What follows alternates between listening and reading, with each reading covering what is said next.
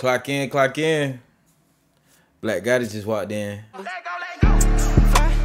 my bread right now. Bring my money, nigga. Bring my bread right now. Don't be late. Bring my bread right now. Bring my money, nigga. Bring my bread right now. Why they hate? Ese es culo para atrás. Better that's all right now. Right now. Bring my bread right now. Bring my money, nigga. Bring my bread right now. Team Black gotta stand up, man. Yo. Now, obviously, y'all, this video right here is making the wrong people famous. Giving the wrong people light. Cause the reason why, these niggas is in straight darkness. Real talk, I ain't even gonna lie to you, feel what I'm saying? We about to get into this video of men who really killed rappers. Now, bruh, I seen this little post, like, for the last 4 years, bruh, it been so many rappers, you feel what I'm saying, getting took out the game. It don't make no sense. It's like these boys is in the army fighting for the country. We need to start calling these niggas out on their BS. We need to stop being happy about this stuff. We need to stop down talking folks and telling folks they need to go step on this person. They need to go handle up on this person. Because when a sad situation arises, everybody be like, oh, that shouldn't have happened. In all reality, they've been doing everything in their power to make people dislike them enough to do something to them. Now, the crazy part is, it be the rappers that do the most talking that none get done to, bro. And it be the most quietest ones, the ones that just be chill, or the ones trying to spread awareness or whatever the case may be, that get touched. Boy, that little saying is so real, boy. Why do the good D-Y-E young? But right now, we about to get into this video, man. Get your hot Cheeto, man. If it be a little bit too hot out here. The way most rappers get killed will always be a terrible eyesore for everyone, and the way the cases are handled doesn't seem to get better, as the crime is consistently higher each year. While the rappers lose their lives, the police try to find their killers and apprehend them. Keep watching till the end of this video to see men who really killed rappers. Trust me, you don't want to miss this. You finna see the folks who really do it. King Von was one of the fast-rising rappers in the Chicago rap scene. Y'all would put King Von first, fam. They finna put Lil Tim right on the plaster next. He released his first debut studio album just a week before he was shot and killed. Hold up, am I tripping? Oh, it's King Von with Young and Ace in this little clip right here. Rappers in the Chicago rap scene. He released his first... Is that Young and Ace right there? Debut. He released his first debut. Oh, that's Young and Ace for real. What song that is? Just a week before he was shot and killed. The Welcome to O-Block rap album was the parting gift he left for his fans before his passing. King Von was signed to fellow Chicago rapper Lil Durk's OTF, or Only the Family Entertainment label. Timothy Leaks was arrested by Atlanta police in November for the murder of King Von outside Monaco Hookah Lounge on 255 Trinity Ave. The rapper and a group of men left the Opium nightclub before heading to the hookah lounge on November 6th, according to reports. Two men approached King Von's group in the parking lot, and the two groups of men started to argue with each other. Oh, they lying already. Oh, this, boy, you stupid there. Boy, whoever made this video, boy, you tripping. This two men approached King Von's group at the parking lot, and that's not what happened, boy. It's backwards, bro. King Von walked up on Quando and hit him with them steel knuckles. Who told you this? Boy, this cap right here. Started to argue with each other. The argument involved it. No. See, you the type people that just be telling folks the wrong story with your little big head ass, fam. And I wanted to point out why everybody that end up being around Young and Ace a period of time, like something end up happening to them. See, did they get locked up or they get hurt? Something wrong with Young and Ace. No cap, that shit kind of awkward. The men started to argue with each other. The arguments soon evolved into gunfire, and there was chaos at the scene. Atlanta Police Department officers responded. 2 officers fired shots at 2 locations. 6 men were shot during the group shootout and officer incident. King Von and 2 men died as a result of their injuries. And nigga, 2 other people didn't. Where the hell is this dude getting his information from? So big, crazy, slow ass, what is you talking about? 3 were injured and treated at the hospital. Savannah native Timothy Leaks, the man charged with the murder of King Von, was released from Fulton County Jail after a $100,000 bond. He bonded out on the 29th of May, 2021, and was fitted with an ankle monitor. PNB Rock. Boy, this nigga so inaccurate. Is that even an ankle monitor? Boy, that is like an ankle block. I ain't never. And was fitted with an ankle. But this is like the ankle monitor they used to have in the 80s, bro. Like, I think they advanced from this right here. What is that, brother? That's exactly what that is, an ankle monitor. That ain't no. Okay. You need to erase the R. Just keep it monitor. PNB Rock.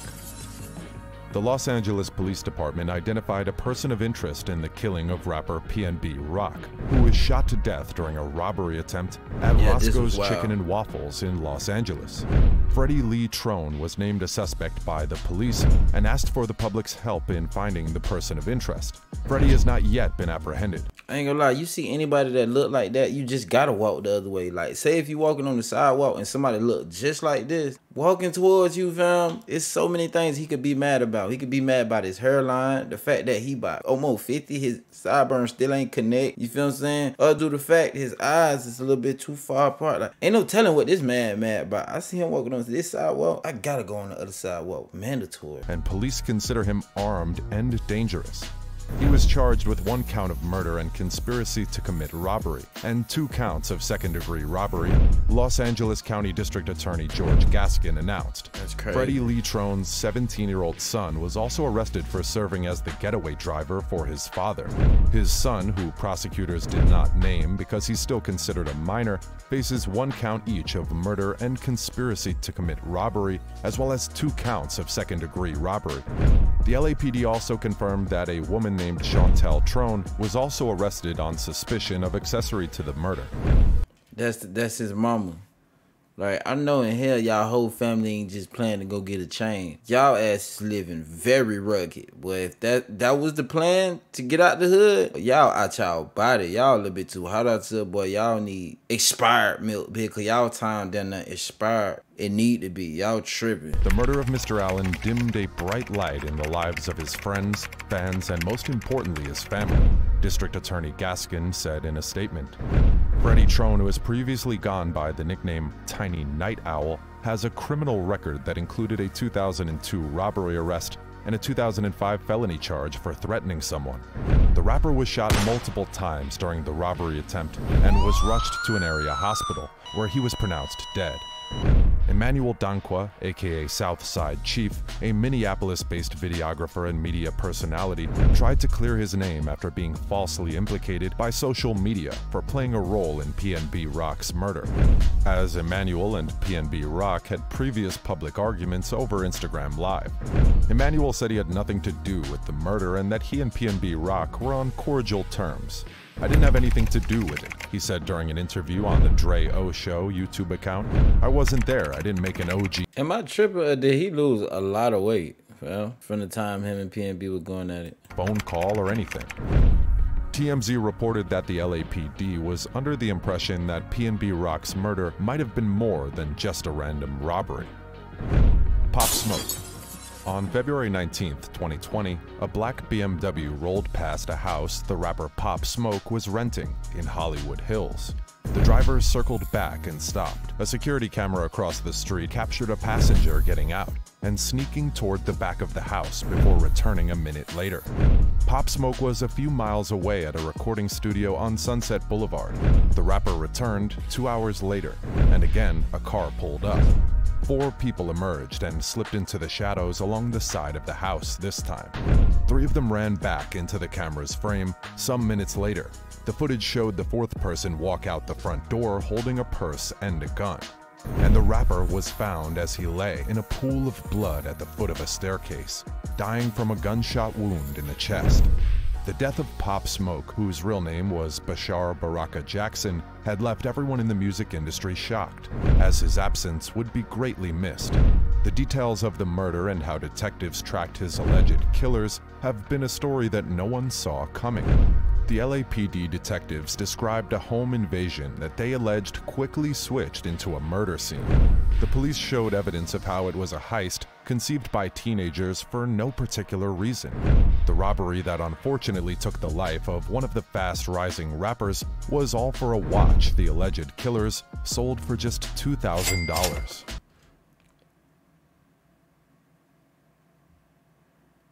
Ain't no way in hell. Boy, y'all is some jugs. Boy, y'all lost y'all mind. And it was about 4 of y'all. How y'all split this? 500 a piece? Boy, y'all was bought y'all a pair of Jordans and a Nike Tech. And y'all was broke as hell after that. Frank Flores and Carlos Camacho, detectives with the LAPD's Robbery Homicide Division, headed to the crime scene on Hercules Drive a few hours after the shooting. 4 people were charged in connection with Pop Smoke's death. Corey Walker, 19, and Keandre Rogers, 18, were each charged with what authorities said was murder, with a special circumstance allegation that the killing occurred during the commission of a robbery and a burglary, making them eligible for the death penalty.